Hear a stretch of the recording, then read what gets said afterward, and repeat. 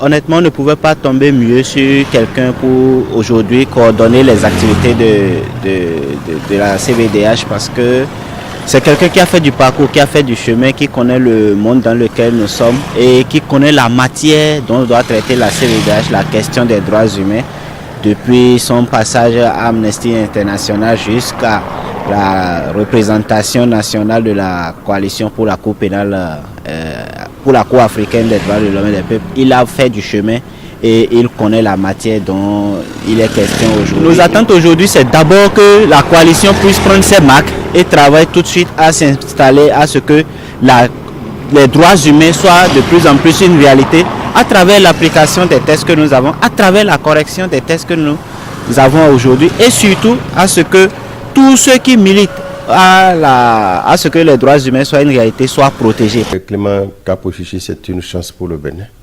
Je dirais que c'est un homme que j'apprécie. J'ai travaillé une demi-fois avec lui. Je suivais le nom, je comprenais un peu que ce monsieur dont on parle à l'international, c'est un Béninois. Je n'ai jamais eu le temps ou la chance de le rencontrer. Mais lui, il connaissait très bien Social Watch. On a eu quelques fois à travailler un peu et j'ai pu comprendre que c'est un homme organisé, qui est un homme très serein et dans la recherche du bien pour son pays et dans la perspective de comment améliorer la vision qu'il a et que nous avons tous des droits de l'homme au Bénin. Je pense qu'il vaut mieux ne pas être précis aujourd'hui parce que ça dépendra de leur calendrier. Ils sont là, ils vont faire des investigations sur des sujets brûlants, les sujets d'actualité aujourd'hui. Ils peuvent visiter par exemple nos prisons pour voir l'état des lieux, qui sont ceux qui sont brimés dans leurs droits, qui sont ceux qui au niveau des administrations ont perdu de l'emploi et il y a des dispositions qui devraient être prises qui ne sont pas prises.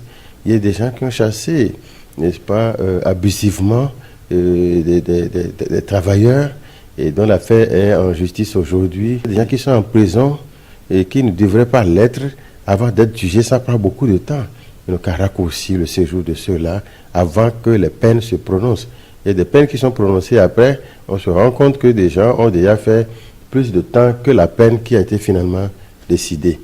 Comment alors faire pour que des gens qui ont volé 10 francs, des gens qui ont volé les coques, ne soient pas mélangés à des gens qui ont volé des milliards ou qui ont tué même des gens. Vous voyez un peu, donc c'est sur ce qu'on attend d'eux, que le droit soit dit et que ça soit un droit des pauvres comme un droit des riches, qu'il n'y ait pas un déséquilibre dans la manière dont on rend justice aujourd'hui.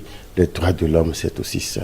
C'est aussi le droit à avoir un certain nombre de libertés aujourd'hui. Par exemple, nous allons aux élections tout de suite. On va aux élections, il y a ceux qui ont le droit de vote qui n'ont pas l'instrument de vote, c'est-à-dire la carte.